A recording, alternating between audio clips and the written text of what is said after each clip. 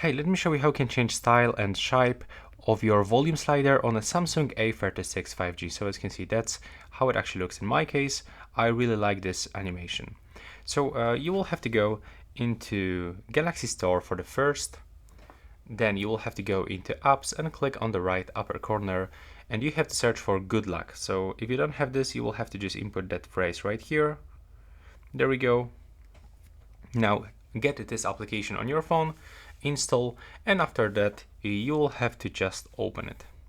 So when you're here, go into plugins and you have to search for Sound Assistant.